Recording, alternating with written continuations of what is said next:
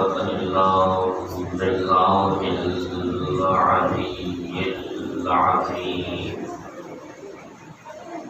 حسبنا الله ونعم الوكيل نعم المولى ونعم النصير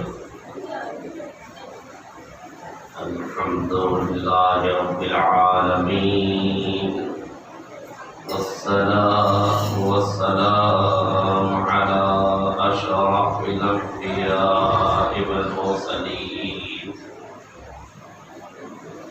الذي صاحب التاج والمعراج والبراق والعلم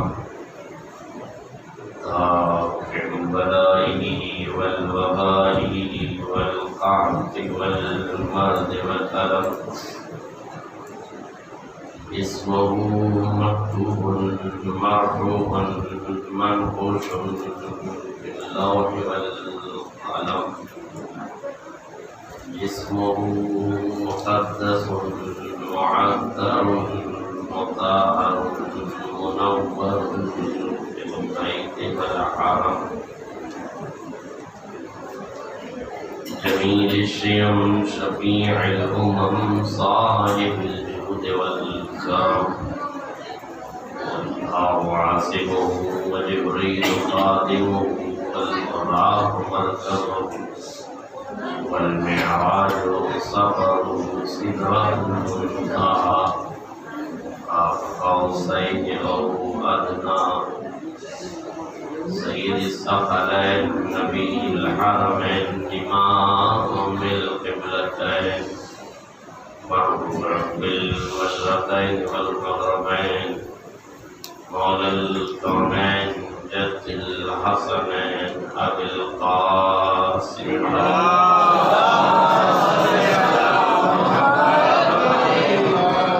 وعلى آل بيته الطيبين الطاهرين المعصومين المظلومين ولعنة الدائمة الباقية على أعدائهم أجمعين من الآن إلى قيام يوم الدين أما بعد فقد قال رسول الله صلى الله عليه وآله وسلم الحسن والحسين أبناي إمامان قاما أو قعدا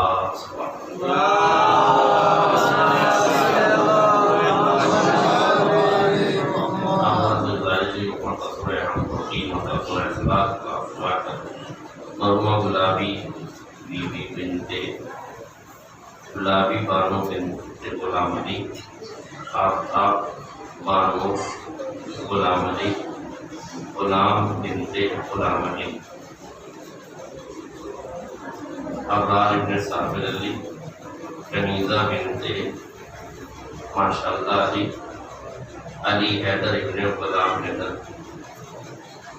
شوکت علی ابن گوار علی شرافت علی ابن شوکت علی رفیق علی ابن بابو علی تبسم فاطمہ بنت افسر علی ضرور ہوا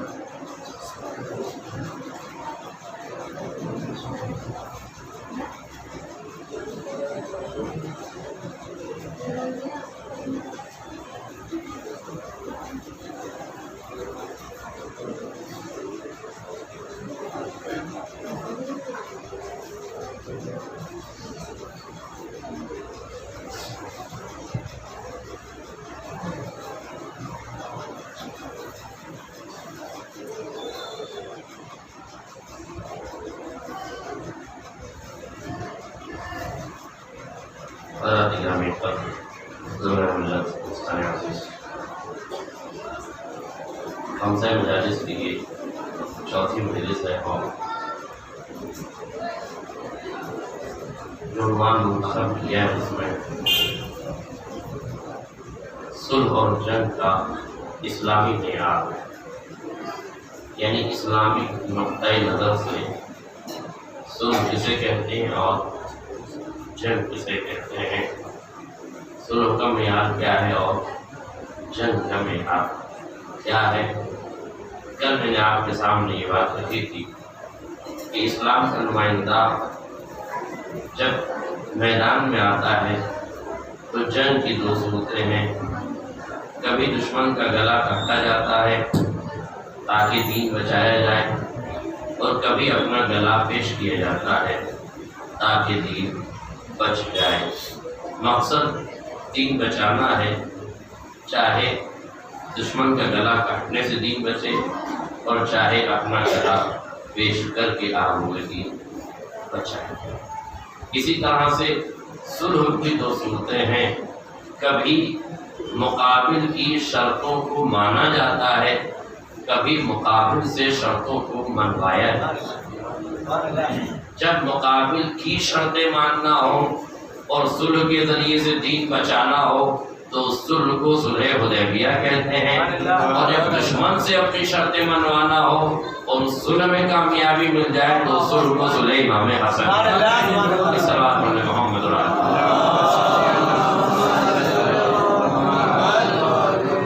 یہ آج یہ نقطہ ذہن نشین کر لیجئے کہ اسلام میں صلح بھی ضروری ہے، اسلام میں موقع آنے پر جنگ بھی ضروری ہے، مگر یہ دیکھیے کہ اسلام کا نمائندہ کب تک صلح پر باقی رہتا ہے اور کب اس کا غیر غضب اسے میدان جہاد میں لانے پر بظاہر مجبور کر دیتا ہے۔ دیکھیے بہت سے تاریخی واقعات ہیں جنہیں مجھے آپ کے سامنے پیش کرنا ہے، تھوڑی سی توجہ رکھیں، آپ ادھر کی گفتگو میں توجہ نہ دیں، اس لیے کہ بچے اگر شرارت نہ کریں تو بچے نہیں ہیں، اور عورتیں باتیں نہ کریں تو عورتیں نہیں ہیں۔ ایک سوال پڑھے محمد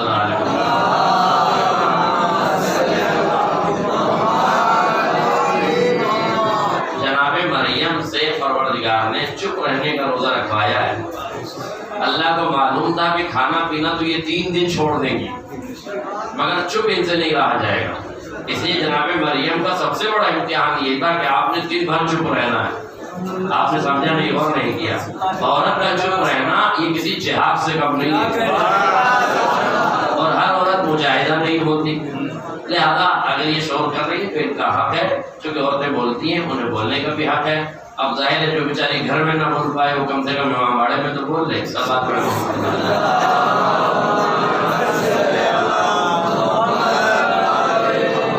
آپ متوجہ ہیں، مجھے آپ سے بات کرنی، انہیں ویسے بھی مسائل سننے ہیں، وہ آخر میں چھپوں گی اور وہ مسائل سن لیں گی، آپ مسائل سن لیجیے، وہ مسائل سن لیں، ویسے بھی اچھا ہے، کم سے کم 2 محاذ قائم ہو گئے، کچھ لوگ فضائل سن لیں، کچھ لوگ مسائل سن لیں تاکہ مجلس مکمل ہو جائے۔ آپ لوگ گھر جا کے انہیں فضائل بتا دیجیے گا، مسائل تو ان کو سنانے کی آپ کو ضرورت ہی نہیں ہے۔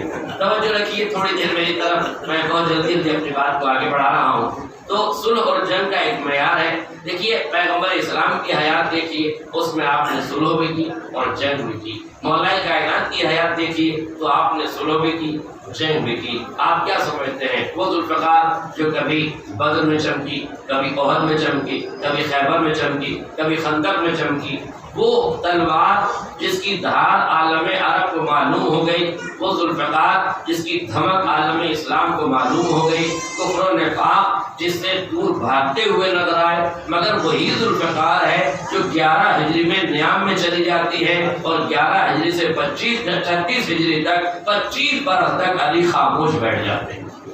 دیکھیے میرے دل توجہ کیجیے گا، 25 برس علی خاموش بیٹھے ہیں۔ مجھ سے مطالبہ بھی ہوا ہے کہ مولا علی کے فضائل پڑھ دیجیے، آئیے بات یہاں تک آ گئی ہے تو جملہ کہتا چلو تاکہ آپ کے اذہان عالیہ متوجہ ہو جائیں۔ خواتین بھی خاموش ہو گئی ہیں تو اب ان تک بھی یہ پیغام پہنچ جائے۔ غور کیجیے، توجہ کیجیے، مولا کائنات نے اپنا حق نہیں لیا، اپنا حق نہیں مانگا۔ چاہتے علی تو تلوار اٹھا لیتے، چاہتے علی تو سقیفہ کے دربار میں بازار میں جو ماحول قائم کیا جا چکا تھا اس ماحول کو توڑا جا سکتا تھا، غدیر کی یاد دلائی جا سکتی تھی، مگر کیا وجہ تھی کہ علی نے اپنا حق نہیں مانگا؟ ایک جملہ اور آپ کے گوش گزار کر دوں، میرے بھائی نے بھی مطالبہ کیا ہے کہ شہزادی کا حق میں پڑھ دیجیے، تو اب بات یہاں تک آ گئی تو لائیے خواہشوں کو جمع کر دوں، آپ کی تمناؤں پر آ گیا ہوں، کوشش کرتا ہوں کہ کھڑا اتر جاؤں۔ توجہ کیجیے گا، اگر حق مانگنا صحیح نہیں تھا اس لیے حضرت علی نے حق نہیں مانگا تو صدیقہ طاہرہ نے حق کیوں مانگا؟ اگر حق مانگنا صحیح نہیں ہے اس لیے علی نے نہیں مانگا تو صدیقہ طاہرہ نے کیوں مانگا؟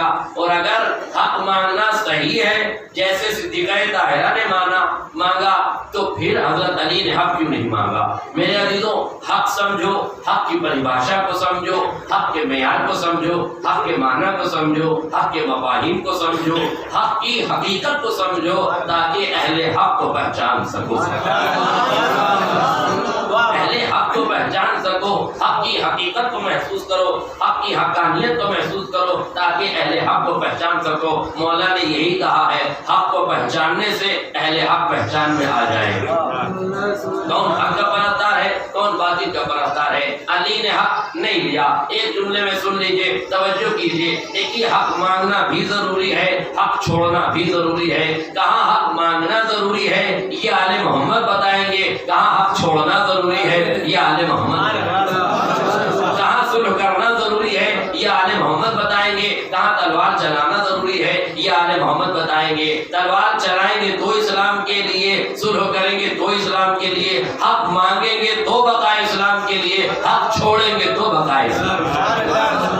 ان کی نظر میں صرف بقائے اسلام ملحوظ خاطر ہے۔ جو کچھ کریں گے وہ اللہ کے لیے کریں گے، جو کچھ کریں گے وہ اسلام کے لیے کریں گے، جو کچھ کریں گے وہ بقائے اسلام کے لیے کریں گے۔ تو غور کیجئے گا، صلح و جنگ کا حسین پس منظر میں آپ کو وقتاً فوقتاً بتاتا رہوں گا۔ اس منطق پر میں کہنا چاہتا ہوں، یہ بتائیے شہزادی نے حق مانگا یا نہیں؟ بالکل مانگا، بالکل مانگا۔ حق مانگنے دربار میں گئی یا نہیں؟ توجہ ہے آپ کی؟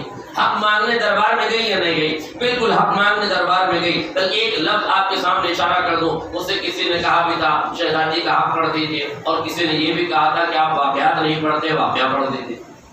آج میں ساری تمناؤں کو پوری کر دوں تاکہ کل میں مجلس پڑھ سکوں، ایک سوال پڑھ دوں۔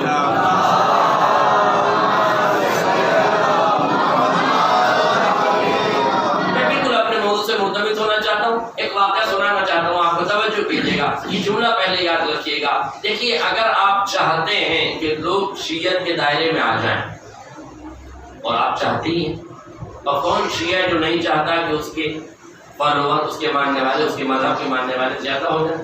آج تو دھرم پریورتن اسی لیے کیا جا رہا ہے نا کہ دھرم کی محبت میں لوگ چاہ رہے ہیں لوگ ایک دوسرے سے آ جائیں۔ اور کیجیے، تو آپ بھی چاہتے ہیں کہ لوگ شیعہ ہو جائیں؟ معاف کیجیے گا، آپ چاہتے ضرور شیعہ ہو جائیں، لیکن آپ کیا سمجھتے ہیں آپ غدیر سنا کے شیعہ کر سکتے ہیں؟ آپ کربلا بتا کے شیعہ کر سکتے ہیں؟ میرے عزیزوں، غدیر بتا کے اگر امت شیعہ ہو جاتی تو نبی نے 1.25 لاکھ کو بتایا تھا۔ کربلا سن کے اگر لوگ شیعہ ہو جاتے تو 1400 سال سے کربلا سنائی جا رہی۔ دیکھیے، نہ کربلا کے پیغام میں کمی ہے، اور کیجیے گا، نہ غدیر کے آفاقی پیغام میں کمی ہے، کمی کربلا کے پیغام میں نہیں ہے، کمی سننے والے کے ضمیر میں ہے، کمی سننے والے کے خمیر میں ہے جو بدلتا نہیں ہے۔ ان الصلاۃ تنہی عن الفحشاء والمنکر، نماز برائیوں سے روکتی ہے، بد کرداریوں سے روکتی ہے۔ اب اگر ایک آدمی مسجد سے نکل کے گالیاں بک رہا ہے تو قصور نماز کا نہیں ہے، قصور اس نمازی کا ہے جس پہ نماز کا اثر نہیں ہوا۔ تو قصور کربلا کا نہیں ہے، کربلا نے تو انقلاب پیدا کیا ہے، کربلا نے تو اپنے نمائندے پیدا کیے ہیں، کربلا نے تو اپنے مجاہدین اور جیالوں کو جنم دیا ہے۔ مجبوری ان لوگوں کی ہے جن کے ضمیر میں کربلا ابھی تک اتری نہیں، کمی تو ان لوگوں کی ہے جن کے ضمیر میں ابھی تک غدیر اتری نہیں۔ تو نہ غدیر سنا کے آپ شیعہ کر سکتے ہیں، نہ کربلا سنا کے آپ شیعہ کر سکتے ہیں، مگر حق کے زہرا کی حقیقت اگر آپ بتا دیں تو آپ اسے شیعت کے دائرے میں لا سکتے ہیں۔ دلیل کے طور پر واقعہ سن لیجیے۔ علامہ اسماعیل میرٹھی دیوبندی، میرٹھی بھی دیوبندی کے نام سے مشہور ہیں، یہ میگریٹ کر کے پاکستان چلے گئے تھے۔ وہاں جب یہ گئے، اہل سنت والجماعت سے ان کا تعلق تھا، بڑے ذہین آدمی تھے، بہت پڑھے لکھے آدمی تھے، اور مناظرہ کیا کرتے۔ توجہ سے سنیے، آپ محسوس کریں گے خامیاں کہاں ہیں، کمیاں کہاں ہیں، اور یہ جو حالات آج پیدا ہو رہے ہیں ان کی وجوہات کیا ہیں۔ توجہ کیجیے گا، یہ میگریٹ ہو کے پاکستان چلے گئے۔ پاکستان جانے کے بعد انہوں نے بہت سے لوگوں کو مناظرہ کیا، اور یہ اہل سنت والجماعت سے تعلق رکھتے تھے، تو شیعہ ذاکرین سے انہوں نے مناظرہ کیا، اور کئی شیعہ ذاکرین کو پچھاڑ بھی دیا۔ علماء سے نہیں جیتے، توجہ کر رہے ہیں، علماء سے نہیں جیتے پاکستان میں، شیعہ ذاکرین سے جیتے۔ علماء سے کیوں نہیں جیت پائے؟ اس لیے کہ علماء کا علم محنت سے ہوتا ہے، اور ان کا علم خاندانی طریقوں سے بدیت ہو جاتا ہے۔ تو صدری علم والوں کو ہرا دیا، لیکن جو واقعہ آل محمد کے چاہنے والے تھے انہیں نہیں ہرا پائے. دو چار مناظروں میں دو چار شیعہ ذاکرین کو کیا ہرا دیا؟ ظاہر ہے کہ ان کی حیثیت ذرا بڑھنے لگی. ایک مناظرہ جیت کے ایک مقام پر پہنچے جہاں پر ان کی بڑی تعریف ہو رہی تھی. پورا گاؤں جشن منا رہا تھا, پورا گاؤں چراغاں کر رہا تھا, پورا گاؤں روشن تھا کہ جیت کا جشن منایا جا رہا ہے. مناظرہ جیت کا رہا ہے, توجہ کیجیے, مناظرہ جیت کیا ہے؟ جیت کا جشن منایا جا رہا ہے. اب جب یہ جیت کے پہنچے تو اسی گاؤں میں, جس گاؤں میں جشن ہو رہا تھا, وہاں ایک سید زادہ تھا, وہ ان سے ملنے کے لیے پہنچا.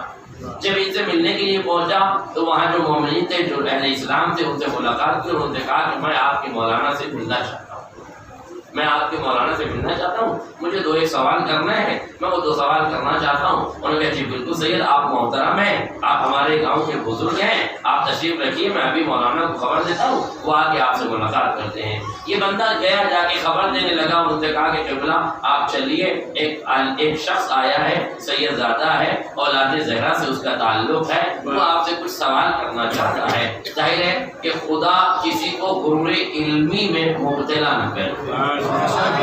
ایک تو غرور اور اوپر سے علم کا غرور. جیسے کسی عورت پہ حسن کا غرور آ جائے تو مصیبت ہے, ایسے کسی عالم پہ اگر علم کا غرور آ جائے تو مصیبت ہے. گرچہ علماء نے جو وضاحتیں کی ہیں وہ حسن کے غرور کو بھی اچھا سمجھا ہے تاکہ وہ غیر کو حاوی نہ ہونے دے. اور کیجیے گا, لیکن علم کا غرور بڑا خطرناک ہے. یہ غرور انسان کو کہیں رہنے نہیں دیتا, کہیں کا انسان کو چھوڑتا نہیں ہے. انہیں غرور پیدا ہوا, اپنے غرور علمی میں نادا ہوئے, اور انہوں نے کہا مجھ جیسا عالم اب ان جیسوں سے بات کرے گا.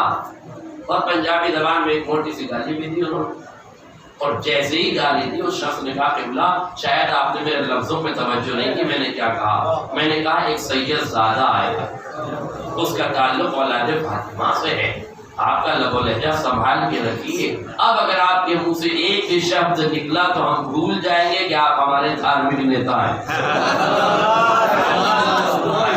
تھوڑا تھوڑا سا آگے آ جائیں.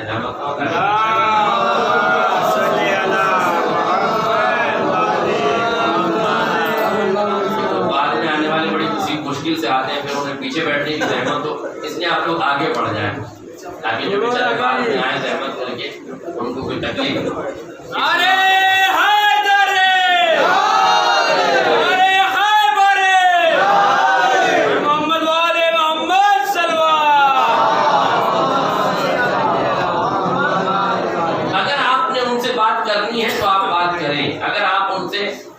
کر سکتے ہیں تو کریں. اور قبلہ یہ خیال رکھیے گا جتنی دیر سید زادے سے گفتگو ہو سلیقے سے بات کیجیے گا, جتنی دیر گفتگو ہو ادب کے دائرے میں بات کیجیے گا. اس نے کہا اچھا وہ آنے والا تمہاری نظر میں اتنا معتبر اتنا محترم ہے کہ تم میری عزت تو نہیں کر رہے ہو, مجھ سے اس لہجے میں گفتگو کر رہے ہو. ایک سوال پڑھ لیں.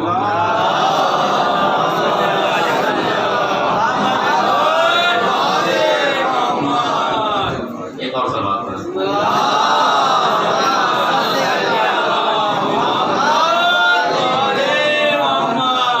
ٹھیک ہے, آؤ چلو ہم بھی دیکھتے ہیں وہ تمہارا سید زادہ کیا کہتا ہے, کیا بات کرتا ہے, آؤ ہم چلتے ہیں اس سے بات کرتے ہیں. مولانا گئے اور جانے کے بعد بیٹھے, اور بیٹھنے کے بعد انہوں نے سلام کیا, سلام دو اور فیصلے ہوئے. انہوں نے کہا کہ قبلہ آپ عالم دین ہیں, آپ مولوی ہیں, ذاکر ہیں, عالم ہیں, خطیب ہیں, مناظر ہیں, آپ کے علم کا کیا کہنا.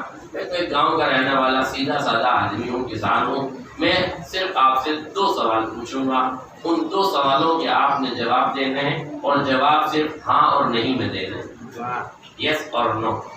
آپ نے صرف یہ کہنا ہے کہ ہاں یا نہیں. مجھے کوئی دلیل نہیں چاہیے, مجھے کوئی برہان نہیں چاہیے, مجھے کوئی تفصیل نہیں چاہیے, مجھے کوئی تفسیر نہیں چاہیے, مجھے کوئی تعویل نہیں چاہیے, مجھے نہ تاریخ کا حوالہ چاہیے, نہ مجھے رجال کا حوالہ چاہیے, نہ مجھے کسی علم کا حوالہ چاہیے. میں تو آپ سے یس اور نو کی بات کرنے آیا ہوں, ہاں اور نہیں کی بات کرنے آیا ہوں. آپ صرف ہاں اور نہیں میں جواب دیجیے گا. آپ نے کہا ٹھیک ہے, فرماؤ کیا پوچھنا چاہتے ہو. میں نے کہا پہلا سوال میرا یہ ہے کہ یہ بتائیے صدیقہ طاہرہ اپنا حق مانگنے دربار میں گئی تھی یا نہیں؟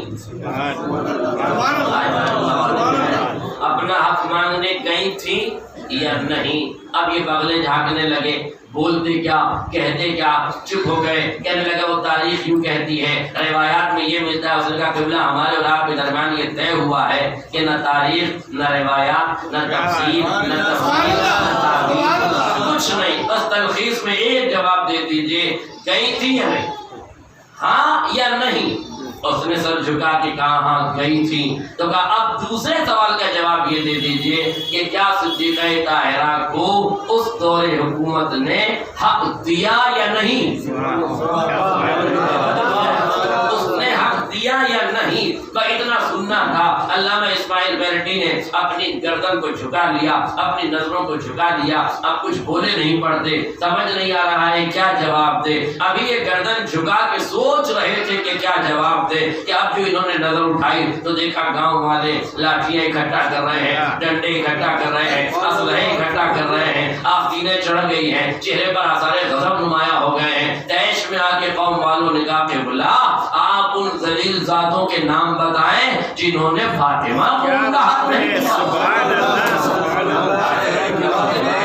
ہماری تلواریں ان کے خون کی پیاسی ہیں، ہمارے اسلحے ان کے خون کے پیاسے ہیں، ہم ان کو بتائیں گے کہ انہوں نے بی بی کا حق کیسے مار دیا، انہوں نے صدیقہ طاہرہ کا حق کیسے غصب کر دیا۔ کیا نبی کی اکلوتی بیٹی کا حق بھی کوئی مسلمان مار سکتا ہے؟ ہمیں ان کے نام بتائیے۔ اب علامہ اسماعیل بیرٹی کہتے ہیں میں سوچنے پہ مجبور ہو گیا کہ اس جاہل قوم کو جسے میں مناظرے جتا جتا کے آگے بڑھا رہا تھا، اسے حق زہرا کا سے اتنی الفت ہے تو مجھ عالم دین کو حق زہرا سے کتنی الفت ہونے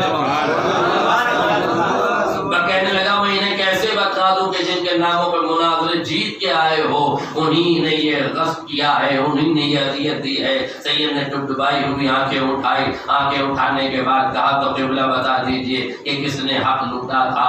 اب کہنے لگے میں شیعہ ہوتا ہوں اور ان ہزاروں کی تعداد میں جو لوگ تھے انہیں بتایا کہ کس نے غصب کیا تھا۔ یہیں سے پوری قوم ٹرننگ پوائنٹ پر آ گئی اور سب کے سب شیعت کے دائرے میں داخل ہو گئے۔ اس کا مطلب یہ ہے کہ اگر سلیقے سے کائنات میں حق کے زہرا بتا دیا جائے تو اہل ضمیر ضروری ہے کہ اس طرف آ جائے۔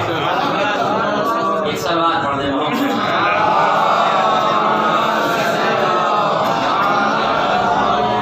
اگر آپ سلیقے سے حق کے زہرا کائنات کو بتا دیں، اگر امت مسلمہ کے سامنے حق کے زہرا کی وضاحت کر دیا جائے، میرے تو توجہ کیجیے گا، میں یہاں آپ کو اس لیے لے کر آیا تھا اس مقام پر تاکہ آپ محسوس کریں کہ حق زہرا کی حیثیت اور حیوانیت کیا ہے۔ اگر ہم صرف کائنات کو یہ بتا دیں بہت آسان لفظوں میں، اس میں کسی تبرے کی ضرورت نہیں ہے، اس میں کسی کو برا کہنے کی ضرورت نہیں ہے، بس کائنات کو یہ بتاؤ کہ رسول کی اکلوتی بیٹی کا حق غصب کیا گیا۔ توجہ کیجیے گا، حق غصب کیا گیا تو اب شہزادی نے حق مانگا کیوں؟ میرے عزیز توجہ کیجیے، شہزادی جس کے ہاتھوں کا دھون ہیرے جواہرات میں تبدیل ہو جاتا ہو، جس کے گھر کی کنیز مٹی کو سونا بنانے کا ہنر جاتا ہے، جن کی نگاہیں اگر دور پر پڑ جائیں تو وہ یاقوت میں تبدیل ہو جائے، جو چاہے تو پوری کائنات کو ہیرے جواہرات میں تبدیل کر دیں۔ میرے عزیزوں میں یوں ہی نہیں کہہ رہا ہوں کہ آپ نے وہ روایت نہیں سنی ہے کہ ایک شخص نے جب آ کے کہا، اس کی بیوی نے کہا کہ تم ہر بار امام سے ملنے کے لیے جاتے ہو، چوتھے امام سے ملاقات کے لیے جاتے ہو، ہر بار ان کے لیے ہدیہ لے کے جاتے ہو، وہ تمہیں کبھی ہدیہ نہیں دیتے؟ بیوی سے کہا خاموش، ایسی باتیں نہیں کرتے ہیں، لب تیرے ہلے ہیں، دھڑکن تیری اٹھی ہے، امام کی سماعت تک پہنچ گئی۔ کیا ایسی باتیں نہ کیا کر، توبہ کر۔ کہا کیسی توبہ؟ جا کے اپنے امام سے کہتے کیوں نہیں؟ کہا مجھے میرے امام سے کچھ کہنے کی ضرورت نہیں ہے۔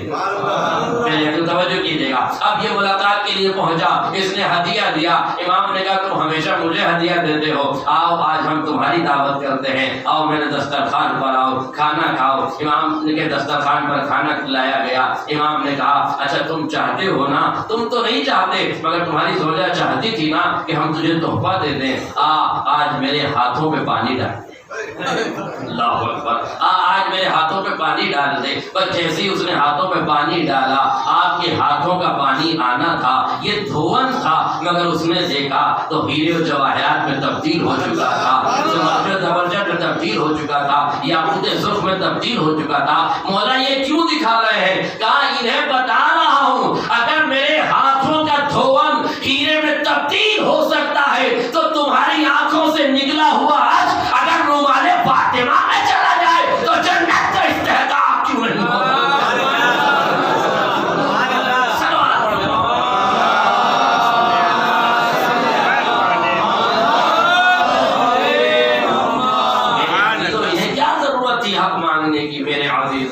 شہزادی کو دولت نہیں چاہیے تھی، حکومت کے چہرے سے نقاب ہٹانا۔ دولت و ثروت نہیں چاہیے تھی، حکومت کے چہرے سے منافقت کی نقاب ہٹانی تھی، اور کائنات کو بتانا تھا کہ جو حکومت رسول کی بیٹی کا حق غصب کر چکا ہے وہ امت کا حق کیسے ادا کرے گا؟ وہ امت کا حق کیسے ادا کرے گا؟ شہزادی حق مانگنے کے لیے گئی تو مانگنے کے لیے نہیں گئی، بلکہ کائنات کو حکومت سے حق مانگنے کا سلیقہ بتایا۔ میرا جملہ واضح ہو جاتا۔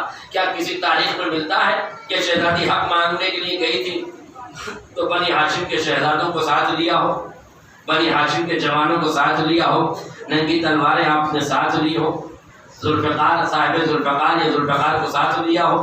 کہیں تاریخ میں آپ کو ملتا ہے؟ کہیں تاریخ میں ملتا ہے کہ شہزادی نے حکومت سے حق مانگا ہو تو استبل کے گھوڑے نکال کے بھگا دی ہو؟ کہیں یہ ملتا ہے کہ بنی ہاشم نے حکومت کی سمپتی کو آگ لگا دی ہو؟ میں کیا عرض کر رہا ہوں؟ کیا آپ نے یہ سنا کہ حکومت کی سمپتی کو جلایا ہو، حکومت کی سمپتی کو آگ لگایا ہو؟ کیا آپ نے سنا ہے کہ وہاں کے اس دور کے استبل کے گھوڑوں کو رہا کر دیا ہو؟ نہیں رہا کیا نا، یا آنے جانے کے راستوں پہ پہلے بٹھا دیے ہو، لوگوں کو اذیت دی ہو، لوگوں کو تکلیف دی ہو۔ شہزادی حق نہیں مانگ رہی تھی، حکومت سے حق مانگنے کا سلیقہ بتا۔ ہو جاتا، حکومت سے حق مانگنے کا سلیقہ بتا رہی تھی۔ اپنا حق ضرور مانگو، جملہ سنیے، اپنا حق ضرور مانگو، اس لیے کہ حکومت سے اگر تم حق نہیں مانگو گے تو حق ملے گا نہیں، مگر اپنا حق مانگنے کے لیے دوسروں کے حق کو لوٹنا ضروری نہیں ہے، دوسروں کے حق کو پامال کرنا ضروری نہیں ہے۔ سوال پڑھے محمد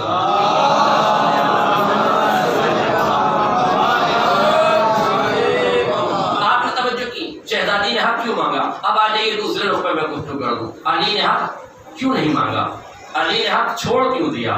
بہت آسان زبان میں سمجھانے کی کوشش کرتا ہوں۔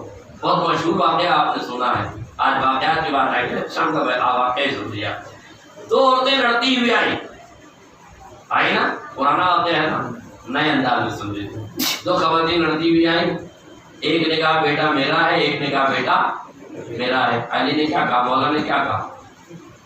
مولا نے کہا تلوار لاؤ، دو ٹکڑے کرے، آدھا تجھے دیتے آدھا تجھے دیتے۔ واقعہ سن لیا آپ نے۔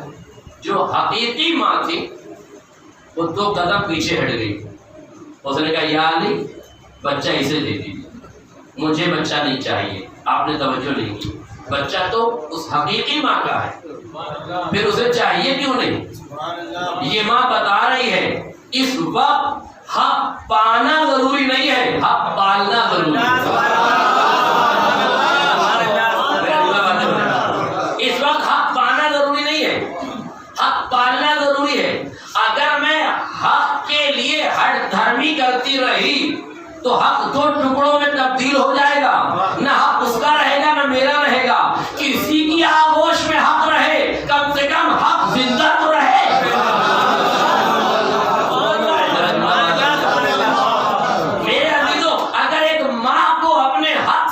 محبت ہے تو کیا علی کو اسلام سے اتنی محبت نہیں ہوگی؟ جیسے ماں پیچھے ہٹ گئی حق لینے کے لیے، ویسے علی پیچھے ہٹ گئے، علی پیچھے ہٹ گئے۔ نہیں، اور غور سے سنیے، توجہ کیجیے۔ دیکھیے، ماں رشتوں کو پنپاتی ہے، ماں رشتوں کو نبھاتی ہے، ماں رشتوں کو بناتی ہے، ماں رشتوں کی آبروؤں کا خیال رکھتی ہے۔ دعویٰ تو دونوں نے ماں ہونے کا کیا تھا۔ آئے میرا جملہ واضح ہو جائے، میں تاریخی جملہ کہنا چاہتا ہوں، اگر سمجھ جائیں دوست نوجوان میرے تو میری طرف سے انہیں سبحان اللہ ہے، کیونکہ اس سے زیادہ وضاحت میں ممبر سے نہیں کر سکتا، کیونکہ آپ نے یہ لگا رکھا ہے میرے سامنے، تو اس سے زیادہ وضاحت میں نہیں کروں گا۔ ایک جملہ آپ سے کہوں گا، سمجھیے گا۔ وہ بھی ماں ہے جو دعویٰ کر رہی ہے کہ میرا بیٹا ہے، وہ بھی ماں ہے جو دعویٰ کر رہی ہے کہ میرا بیٹا ہے۔ دعویٰ دونوں ماں کا ہے، ایک سچی ہے ایک جھوٹی ہے، ایک جھوٹی ہے ایک سچی ہے۔ پتہ جھوٹی ماں کون ہے، سچی ماں کون ہے؟ کہا جو رشتوں کو بچانے کے لیے پیچھے ہٹ جائے وہ سچی ماں ہے،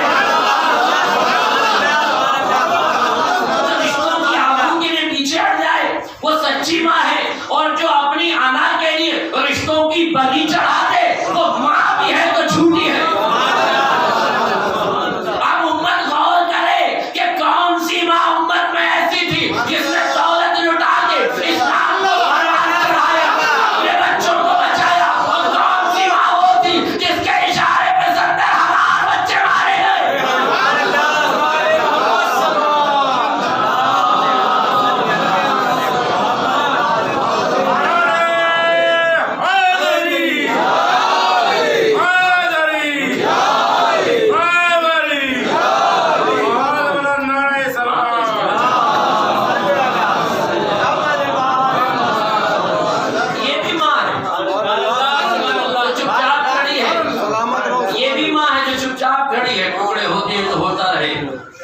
کون سی مانگتا تھی کہ بچے کے ٹکڑے ہونے پر راضی تھی؟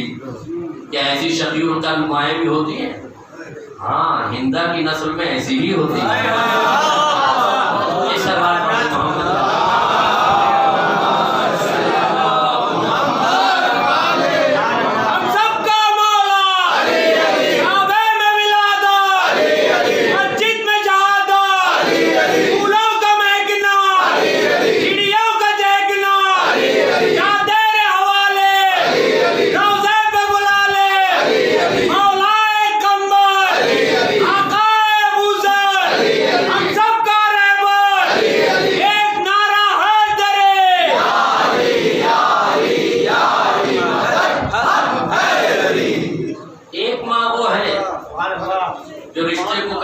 پر تیار ہے، ایک ماں وہ ہے جو رشتے کو بچانے پہ تیار ہے، بچانے کے لیے پیچھے ہٹنا ہے، کٹوانے کے لیے خاموش کھڑے رہنا ہے۔ واضح ہو جائے، خاموش کھڑے رہنا ہے۔ پیچھے کون ہٹتا ہے؟ جسے رشتوں کی آبرو کا خیال ہوتا ہے۔ یاد رکھیے گا، رشتوں کی آبرو کا خیال رکھنے کے لیے ہمیشہ آگے نہ بڑھ جایا کرو، کبھی کبھی پیچھے بھی ہٹ جائے۔ جملہ واضح ہو جاتا نہیں تو ایسے نہیں، پھر سے میں آپ کے سامنے وضاحت کروں۔ دیکھیے توجہ کیجیے گا، عدالت میں فیصلہ آیا، کس کی عدالت؟ علی کی عدالت۔ فیصلہ تو ہو گیا، جو حقیقی ماں تھی علی نے بچہ اس کی گود میں ڈال دیا۔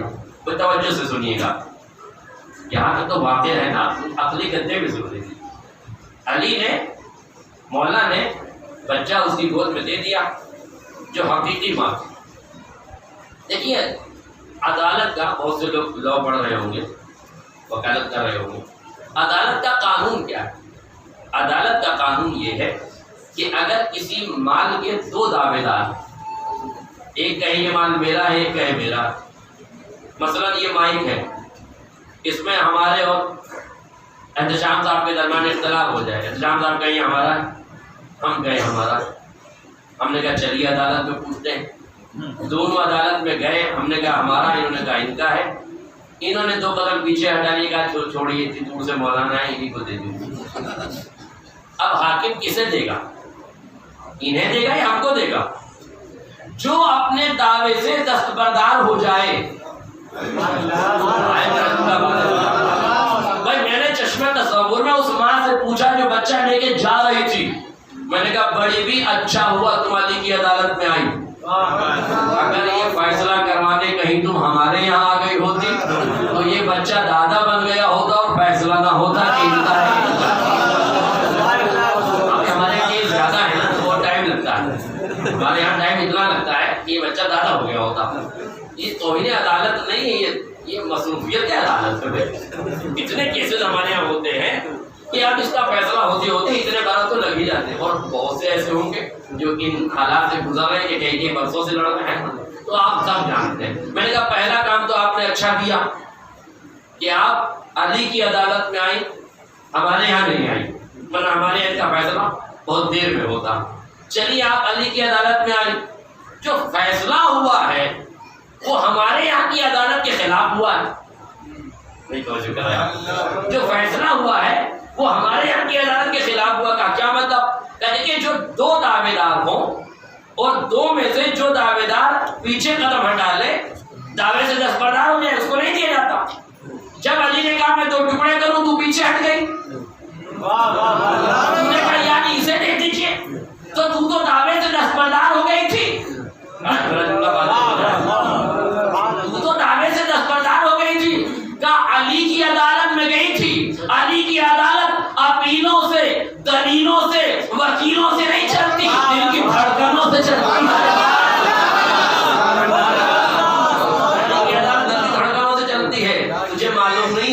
میرا توکل علی پہ تھا, میرا توکل اللہ پہ تھا, میرا توکل اللہ پہ تھا, میرا بھروسہ علی پہ تھا, میرا بھروسہ رہبر پہ تھا. میں جانتی ہوں کہ اگر میں حق کی بقا کے لیے پیچھے ہٹ گئی تو علی پیچھے ہٹنے والوں کو مایوس نہیں کرتا. ایک پگڈنڈیوں پہ لڑنے والوں, ایک گلیوں پہ لڑنے والوں, ایک نالیوں پہ لڑنے والوں, ایک چھوٹی چھوٹی جگہوں پہ لڑنے والوں, رشتوں کی آبرو کے لیے 2 قدم پیچھے ہٹ کے دیکھو. تم پیچھے ہٹو گے علی حق تمہاری آغوش میں. کبھی رشتوں کی آبرو کے لیے پیچھے ہٹ کے تو دیکھو, کبھی اللہ پہ بھروسہ کر کے تو دیکھو, کبھی علی پہ بھروسہ کر کے تو دیکھو. مگر تم حق لینے کے لیے 2 بالش زمین کے لیے رشتوں کا خون کر دیتے ہو کہ یہ 2 بالش زمین مل جائے. اپنے چھوٹتے ہیں تو چھوٹے, اپنے پرائے ہوتے ہوں تو ہو جائیں. لوگ چڑھاتے ہیں چڑھاتے رہ جائیں. میرے عزیزوں, اپنوں سے لڑنا کمال نہیں ہے, اپنوں سے مل کے رہنا کمال ہے. رشتوں کی آبرو کا خیال رکھیے, رشتوں کی آبرو کا خیال رکھیے. ہاں دھیان رکھیے کہ علی کی عدالت میں سچی اور جھوٹی رشتہ داری پہنچ جاتی ہے. کم ضرب خاتون اگر جائے تو ہر دھرم بن جاتی ہے, باضرب خاتون جائے تو رشتوں کی بقا کے لیے پیچھے ہٹ جاتی ہے. اگر سماج میں رشتوں کی بقا کے لیے عورت پیچھے ہٹ رہی ہے تو کمزور نہ سمجھنا, باضرب سمجھنا. اور اگر رشتے توڑنے کے لیے ہر دھرمی سے آگے بڑھ رہی ہے تو اسے اچھا نہ سمجھنا, کمزور سمجھنا. اس لیے کہ آگے بڑھنا کمال نہیں ہے, رشتوں کو بچانا کمال ہے. رشتوں کی آبرو بچانا کمال ہے, رشتوں کو محفوظ رکھنا کمال ہے. میرے کو توجہ کیجیے گا, جس منزل پہ میں آپ کو لانا تھا لے آیا, بس غور کیجیے گا. میں نے کہا بی بی یہ بتاؤ, اچھا وہ تو ہماری عدالت میں نہیں آئی, علی کی عدالت میں چلی گئی, فیصلہ جلدی ہو گیا, دل کی دھڑکن سے فیصلہ ہو گیا. علی حق جانتے ہیں حق ادھر ہے, اس لیے کہ علی ہی تو حق ہے. یہی رسول نے کہا ہے, پروردگار حق کو ادھر موڑ دے جدھر علی جائے. یہ نہیں کہا علی کو ادھر موڑ دے جدھر حق جائے, اس لیے کہ حق کے دعوے دار تو سب رہیں گے, تو علی کس کے پیچھے جائیں گے؟ اس لیے علی کو موڑا ہے, حق کو موڑا ہے. اگر حق پر ہو تو علی کے پیچھے چلو, اگر علی کے پیچھے چل رہے ہو تو حق پر ہو, اور اگر علی سے دور ہو رہے ہو تو حق کا دعویٰ کر رہے ہو, حق پہ نہیں ہو. کیجیے گا. انہوں نے کہا ٹھیک ہے. میں نے کہا اچھا یہ بتاؤ, اگر ہماری عدالت کے فیصلے کے مطابق فیصلہ کیا جاتا, اور کیجیے گا, میں علی کی عدالت کو چیلنج نہیں کروں, میں کیا میری اوقات کیا کہ میں عقل کل کی عدالت کو چیلنج کروں, مگر ایک طالب علم ہونے کے ناطے ادلہ براہین قائم کرنے کی کوشش کر رہا ہوں. میں نے کہا ٹھیک ہے, تجھے بچہ مل گیا, ہمارے قانون کے حساب سے تو غلط ملا. ہمارے قانون میں جو دعویٰ کرتا ہے دعوے سے پیچھے ہٹ جاتا ہے اسے نہیں ملتا, تجھے مل گیا. مگر یہ بتا, اگر یہی فیصلہ ہمارے یہاں ہوا ہوتا اور بچہ ہماری عدالت نے جھوٹی ماں کی آغوش میں ڈال دیا ہوتا, تو کہہ ہی چکی تھی نا کہ لے جاؤ اسے دے دو, اور کہیں علی نے سن کے اسے دے ہی دیا ہوتا تو تیری مامتا کیا کہتی؟ اب جملہ سن لیجیے, قسم خدا کی میں تاریخ کی اس موڑ پہ آپ کو لے آئے, سمجھا سکا تو بس کامیاب ہو گیا, میری محنت وصول ہو گئی. اس عورت نے کیا کہا؟ قبلہ یہ بتائیے, آپ نے فیصلہ سن لیا, سمجھ لیا, قضیہ آپ کے سمجھ میں آ گیا, سچی ماں میں ہی ہوں, جھوٹی ماں وہ تھی. آپ کے بقول اگر یہ بچہ جھوٹی ماں کی آغوش میں ڈال دیا جاتا تو کیا ہوتا؟ تو ہوتا یہ کہ یہ بچہ میرے وجود سے مانوس ہے, میری نفس سے مانوس ہے، میری غذا سے مانوس ہے، میری تربیت سے مانوس ہے۔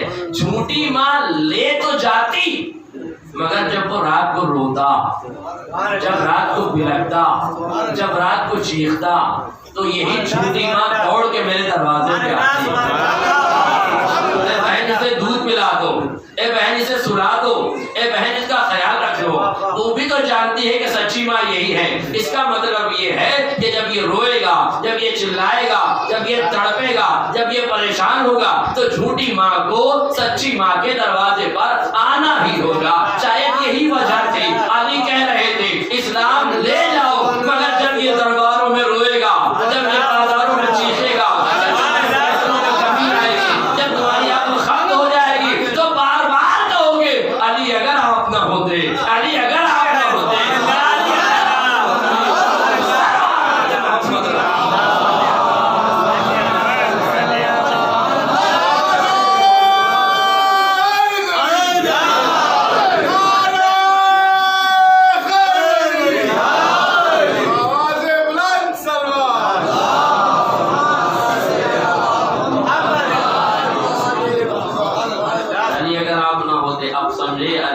کیوں نہیں مانگا؟ علی نے حق چھوڑ دیا۔ کیوں علی نے حق چھوڑ دیا؟ علی نے حق اس لیے چھوڑ دیا کہ حق کسی کے پالنے میں رہے، بنتا تو رہے۔ اگر آج علی ذوالفقار لے کے کھڑے ہو گئے تو حق تو ٹکڑوں میں تبدیل ہو جائے۔ میرے بھی تو بڑی لمبی گفتگو چلی جائے گی، مگر ایک جملہ گریز کرتے ہوئے مسائل کی طرف جانا چاہتا ہوں۔ دیکھیے علی وقت کے مشکل کشا ہے، لیکن 11 ہجری میں کائنات کا مشکل کشا ایک عجیب مشکل دور پہ کھڑا تھا۔ میں تاریخی لفظ استعمال کرتا ہوں، عجیب مشکل دور میں کھڑا تھا، بیعت کر نہیں سکتا، اس لیے کہ ید اللہ غیر اللہ کے ہاتھ میں ہاتھ نہیں ہے، عصمت کا ہاتھ معصیت کاروں میں دیا نہیں جا سکتا، تو بیعت علی سے بعید، بیعت کر نہیں سکتے، تو شہادت علی قبول کر لیں، بالکل شہادت قبول کر لیں، مگر اسلام جس نازک دور پہ کھڑا ہے وہاں علی کی شہادت کی ضرورت نہیں ہے، علی کے وجود کی ضرورت ہے۔ بیعت کر نہیں سکتے، شہادت لے نہیں سکتے، تلوار اٹھا نہیں سکتے۔ جملہ واضح ہو جائے، تلوار کیوں اٹھا سکتے؟ اس لیے کہ دوسری مملکتیں تیار بیٹھی ہے کہ اسلام کے حامی آپس میں دست و گریباں ہو اور ہم ان پر حملہ آور ہو جائے اور اسلام کو سب ہستی سے مٹا دے۔ علی تلوار اٹھائے تو اسلام سب ہستی سے مٹ جائے گا، علی بیعت کرے تو ید اللہ غیر اللہ کے ہاتھ میں ہاتھ دے نہیں سکتا، عصمت کا ہاتھ معصیت کاروں کے ہاتھ میں جا نہیں سکتا، شہادت علی قبول کر نہیں سکتے، اس لیے کہ اگر شہادت قبول کر لی، بہت توجہ رکھیے گا، اگر اس وقت شہادت قبول کر لی تو اسلام پہ مزید خطرے آ جائیں گے، اسلام کو کفر و شرک مل کے مٹا دے گا۔ اب علی کرتے کیا؟ جملہ سنیے، کائنات کا مشکل کشا مشکل میں گرفتار تھا کہ فاطمہ اٹھی علی کی مشکل کشا بن گئی، علی کی عقدہ کشا بن گئی، علی کی مشکل کشا بن گئی۔ یا علی تم گھر میں بیٹھے رہو، میں آنسوؤں کا حصار بنا دوں گی، میں آنسوؤں کا حصار بنا دوں گی اور ایسا حصار بناؤں گی اور آنسوؤں کو ایسی تلوار بناؤں گی جو بیعت مانگنے آئے ہیں وہ پشیمان ہو کے چلے جائیں گے، جو قتل کرنے آئے ہیں وہ قتل کے ارادے سے دور ہو جائیں گے۔ ہاں فاطمہ قربانی دے گی، ہو جائے فاطمہ قربانی دے گی۔ علی کو گھر میں رکھا، آگ اور لکڑیاں لوگ لے کر آئے، مگر علی کو آگ اور لکڑیوں سے فاطمہ نے بچا لیا، نہ بیعت کرنے دی، توجہ، نہ بیعت کرنے دی علی کو، نہ شہید ہونے دیا علی کو، نہ تلوار اٹھانے دی علی کو۔ یہ فاطمہ محافظ امامت بن کے جناب زینب کو سبق پڑھا رہی ہے، اسی تحریر پر فاطمہ کی زینب بھی ہے۔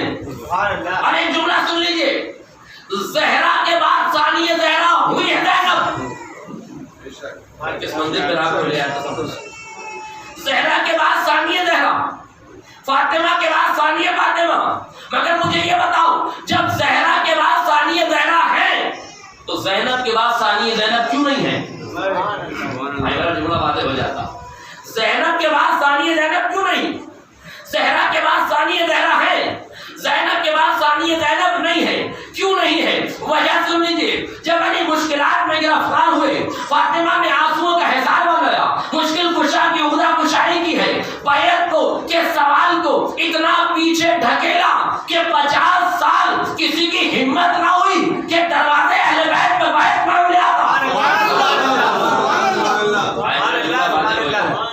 اور شہزادی نے امامت کو بچایا، ولایت کو بچایا، رسالت کو بچایا، دین کو بچایا، اسلام کو بچایا، ہادی کو بچایا، اپنے وقت کے امام کو بچایا، اپنے وقت کے لیڈر کو بچایا، تحفظ کیا، سبق پڑھایا زینب کو. باتیں ہو جائے. سبق پڑھایا زینب کو. زینب یاد رکھنا، آج آگ و لکڑیاں جمع ہوئی ہے تو میں نے محمد کے جانشین کو بچایا ہے. جب کل خیموں میں آگ لگے تو تم وقت کے امام کو بچا لینا. تو تم وقت کے امام کو بچا لینا. میں نے بیعت کے سوال کو 50 سال پیچھے ڈھکیل دیا ہے، مگر پھر بیعت کا سوال 60 ہجری میں کھڑا ہو گیا. ہوا کہ نہیں کھڑا؟ حسین سے بیعت مانگی گئی کہ نہیں؟ تو اس کا مطلب ہے اس بیعت کو جس کو علی ٹھکرا چکے تھے، حسن کے سامنے نہیں آیا، پھر علی کے سامنے نہیں آیا، مگر یہ سوال کس کے سامنے آیا؟ 60 ہجری میں امام حسین کے سامنے. اب توجہ رکھیے، ختم کر دی میں نے دعا. 60 ہجری میں امام حسین کے سامنے آیا. اب توجہ کیجئے گا، زہرا کے بعد ثانیہ زہرا تو جناب زینب ہے، مگر زینب کے بعد ثانیہ زینب کوئی نہیں ہے. کیوں نہیں ہے؟ وجہ سن لیجئے. جناب فاطمہ زہرا نے علی کو اپنے آنسو میں حصار میں لے کے امامت کا تحفظ کر دیا، بیعت کے سوال کو 50 سال کے لیے پیچھے ڈھکیل دیا، مگر 50 برسوں کے بعد بیعت کا سوال خونخوار بن کے پھر جب کھڑا ہوا، اب پھر ضرورت تھی کسی زہرا کی. جب امامت پہ حملہ ہونے لگا تو پھر ضرورت تھی کسی زہرا کی. اب ایک ایسی زہرا چاہیے تھی جو بیعت کے سوال کو بھی ختم کر دے، نسل امامت کو بھی بچا لے جائے. نسل امامت کو بھی بچا لے جائے. جناب زینب نے بھڑکتے ہوئے شعلوں سے محمدیت کو بچایا، علویت کو بچایا، عصمتوں کو بچایا، نسل معصوم کو بچایا. کیا نسل معصوم کو بچایا. اور بیعت کے سوال کو گٹھڑی بنا کے فرات کی گہرائی میں ایسے ڈبویا کہ 1400 سال ہو گئے، اب تک کسی کی ہمت نہ ہوئی آل محمد سے بیعت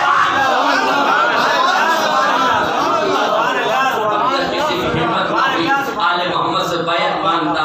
اب توجہ کیجئے گا، امامت فاطمہ نے بچا لی ہے، بیعت کے سوال کو فاطمہ زہرا نے پیچھے ڈھکیل دیا ہے. صدیقہ طاہرہ نے دونوں کام کر دیے، علی کو بھی بچا لیا، بیعت کو بھی پیچھے ڈھکیل دیا. مگر چونکہ بیعت نے پھر سر اٹھایا، اس لیے زہرا کے بعد ایک ثانیہ زہرا کی ضرورت تھی کہ نسل امامت بھی بن جائے، بیعت کا بھی خاتمہ ہو جائے. تو چونکہ شہزادی نے یہ دونوں کام قیامت تک کے لیے کر دیے، اس لیے اب زینب کے بعد کسی ثانیہ زینب کی ضرورت نہیں.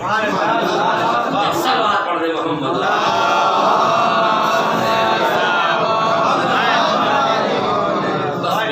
زینب کے بعد کسی ثانیہ زینب کی ضرورت نہیں ہے. جیسے ماں نے بھڑکتے ہوئے شعلوں سے علی کو بچایا، ویسے ہی بھڑکتے ہوئے شعلوں سے جناب زینب نے عصمتوں کو بچایا.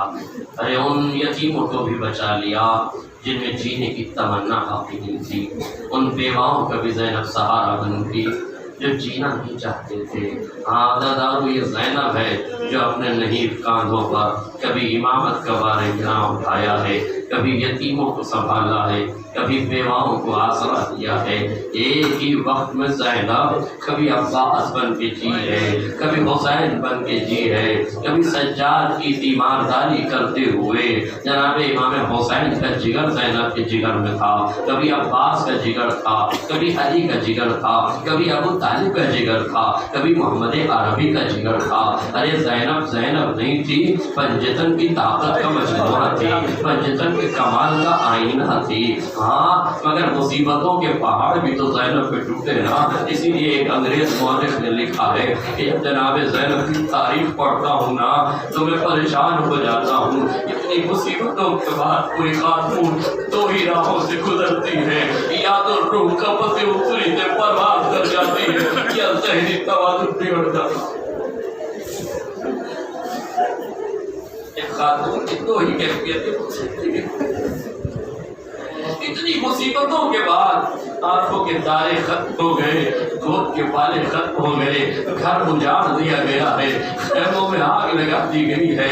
ایک نتیجہ ہے جس کے ہاتھوں میں ہتھکڑیاں ہے, پیروں میں بیڑیاں ہے, گلے میں لوہے خاکدار ہے. اللہ سن سکو گے تو جملہ سنو, عظمت حضرت زینب سنو. تاریخ کہتی ہے امام حسین کی شہادت سے پہلے ہر مصیبت میں زینب روتی ہے, بے ہوش ہو جاتی ہے. ہر لاشے کو دیکھ کے زینب روتی ہے, بے ہوش ہو جاتی ہے. مگر اللہ نے قلب حضرت زینب حسین کی شہادت کے بعد کسی لاشے پہ زینب بے ہوش نہیں ہوئی ہے, کسی لاشے پہ زینب بے ہوش نہیں ہوئی ہے, بلکہ ہر بار اپنے دل کو دلاسا دیا ہے. اگر زینب ٹوٹ گئی تو یتیموں کو کون سنبھالے گا؟ اگر زینب کا جگر پھٹ گیا تو بیواؤں کے جگر کو کون سنبھالے گا؟ اللہ کتنا صبر و ضبط تھا زینب حلیہ کو قیامت میں. امام نے دیکھا بیٹھ کے نماز پڑھ رہی ہے, ہاتھوں کو جوڑ کے کہا پھوپھی اماں یہ نماز شب بیٹھ کے کیوں پڑھ رہی ہے؟ کائنات کو زینب کا وجود بتانا تھا سید سجاد. امام وقت حضرت زینب بتانا چاہتے تھے کہ پھوپھی اماں یہ بیٹھ کے نماز کیوں پڑھ رہی ہے؟ آپ فرماتی ہے یزید کے ہاتھ سے کھانا پانی اتنا کم آتا ہے کہ اگر میں بچوں کو کھلا دیتی ہوں تو بھوکی رہ جاتی ہوں. اب جسم میں اتنی ذوق و رقاقت ہو گئی ہے کہ اب کھڑے ہو کے نماز پڑھنے کی ہمت باقی نہیں.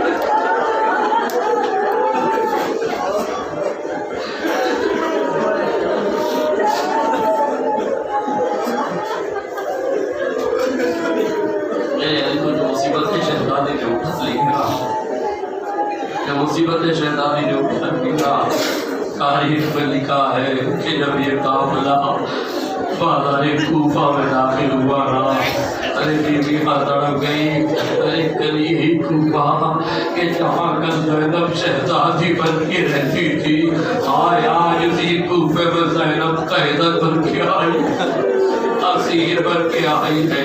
اللہ تاریخ نے لکھا ہے جب جناب زینب کوفے میں داخل ہوئی نا تو جب زہرا کی بیٹیاں کوفے میں داخل ہوئی چاروں طرف شور و شرابہ تھا. حضرت تاریخ کہتی ہے, روایت کے فقرے یہ ہیں, ابن زیاد کے دربار میں سید سجاد کھڑے ہوئے, بس آخری فقرے تمہیں میں نے ختم کر دی ہوا. سید سجاد ابن زیاد کے دربار میں کھڑے ہوئے ہیں, مگر عالم یہ ہے نظریں جھکی ہوئی ہیں, نظریں جھکی ہوئی ہیں, گردن جھکی ہوئی ہے. ایک شخص قریب آیا, آپ یہ کہتا ہے مولا میں نے چند برسوں پہلے, چند دنوں پہلے اسی مقام پر آپ کے چچا مسلم کو کھڑے ہوئے دیکھا, مگر ان کی گردن تنی ہوئی تھی, نگاہیں ابن زیاد کی نگاہوں سے ملی ہوئی تھی, باغوں کی مچھلیاں ابھری ہوئی تھی, چہرے پر ایک جلال تھا, ایک روب تھا. ابن زیاد کی آنکھوں میں آنکھیں ڈال کے باتیں کر رہے تھے مولا مگر آپ مسلم کے بھتیجے ہیں, مگر آپ مسلم کے عزیز ہیں, جو شجاعت مسلم میں تھی آپ امام وقت ہیں وہ آپ میں بھی ہے, مگر گردن جھکی کیوں ہے, نگاہیں جھکی کیوں ہیں, شانے ڈھلے کیوں ہیں, من کا ڈھلا کیوں ہے؟ امام نے گردن اٹھا کے کہا بھائی تو نے انصاف نہیں کیا, جب میرا چچا مسلم آیا تھا یکو تنہا تھا, مگر ہائے سجاد کی مجبوری, ارے جب سجاد سر اٹھاتا ہے ماں اور بہنوں کا چہرہ نظر آ جاتا ہے, بے مقنع چادر شہزادیاں نظر آتی ہے. ارے سید سجاد پر اس سے بڑی کیا مصیبت ہوگی؟ ارے زینب جس کوفے میں شہزادی تھی آج اسی کوفے میں قیدی اور اسیر بن کے لائی.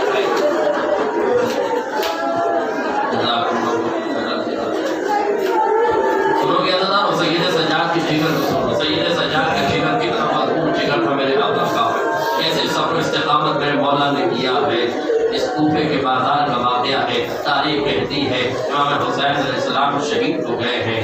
ایک شخص عبداللہ نام، اس روایت سن لیجیے، ایک عبداللہ نامی شخص ہے، واقعی کربلا کے بعد کربلا کی طرف گیا، کربلا کے بن میں پہنچا، عجیب خوشبو آ رہی تھی، کیا دیکھا؟ ایک شیر ہے جو لاش بریدہ کے قریب بیٹھا ہوا ہے، بار بار اس کے کان میں گھس کے بار بار اس لاشے کے قریب جاتا ہے، اپنی پیشانی کو لہجے سے ملتا ہے، اپنے آپ کو زمین پر پٹکتا ہے۔ میں نے دیکھا شیر عجیب عجیب حرکتیں کر رہا تھا، میں چھپ کے دیکھنے لگا، کچھ دیر بعد میں نے دیکھا کہ شیر نے وہیں دم توڑ دیا۔ جب مجھے یقین ہو گیا نا کہ شیر مر گیا ہے، میں ایک مرتبہ آگے بڑھا، مجھے یقین ہو گیا یہ کسی عام آدمی کا لاشا نہیں ہے، یہ کسی ولی خدا کا لاشا ہے۔ میں نے سلام کیا، اے ولی خدا تجھ پر میرا سلام ہو۔ آواز آئی عبداللہ تجھ پر ہمارا سلام ہو۔ جیسے ہی آواز کو سنا، اچھا آپ میرا نام بھی جانتے؟ مولا آپ کون کا؟ میں تیرا آقا حسین ابن علی وہ تلاوت شہادت۔ ارے مجھے 3 دن کا بھوکا ہو گیا تھا، ریگزاری کربلا پہ ذبح کر دیا گیا۔ عبداللہ کہتا ہے مولا یہ شیر کون ہے؟ امام فرماتے ہیں، علامہ مجلسی نے یہ روایت کے حرم میں لکھی ہے، امام فرماتے ہیں یہ میرے بچپن کا ساتھی ابو الحارث ہے۔ جب میں نے اسے مدینے میں پالا، جب یہ بڑا ہونے لگا تو مدینے کے لوگ ڈرنے لگے۔ میرے نانا نے کہا حسین کسے کہو کربلا کے جنگلوں میں چلا جائے اور جب مجھے ضرورت ہو تو آ جائے۔ یہ کربلا کے جنگلوں میں چلا گیا، میری شہادت کے بعد یہ آیا، پوچھنے لگا مولا حکم کیجیے کیا حکم ہے؟ میں نے کہا تیرا ایک کام ہے، دن میں میرے بہن کے قافلے کے ساتھ رہا کر، رات کو آ کے مجھے سنایا کر۔ کہا مولا یہ مر کیوں گیا؟ کہا یہ روزانہ قافلے کے ساتھ رہتا تھا، رات میں آ کے مجھے سناتا تھا، میں پوچھتا تھا کہیں زینب گھبرائی تو نہیں، کہیں سکینہ پریشان تو نہیں ہوئی، کہیں زینب کے قدموں کی استقامت میں ارتعاش تو نہیں آیا، کہیں میری بہن نے بددعا کے لیے ہاتھ تو نہیں اٹھائے۔ یہ آ کے مجھے خبر سناتا تھا، مولا پھر یہ آج مر کیوں گیا؟ کہا یہ روزانہ کی طرح سنانے آیا تھا، آج کہتا ہے مولا زینب کا قافلہ کوفے کے بازار میں داخل ہو گیا، مولا ابو الحارث کا ساتھ یہیں تک تھا، اب اس سے آگے ابو الحارث نہیں چل سکتا، اب مجھے برداشت نہیں ہوتا۔ مولا ارے جس کوفے میں زینب شہزادی تھی اس کوفے میں زینب اسیر بن کے داخل، مولا مجھے معاف کر دیجیے، اب اس سے زیادہ میں خدمت نہیں کر سکتا، اس لیے یہ سر ٹکرا کے یہی مر گیا۔ میں کہوں اے ابو الحارث ارے تجھ سے برداشت نہ ہوا، ذرا صحیح ہے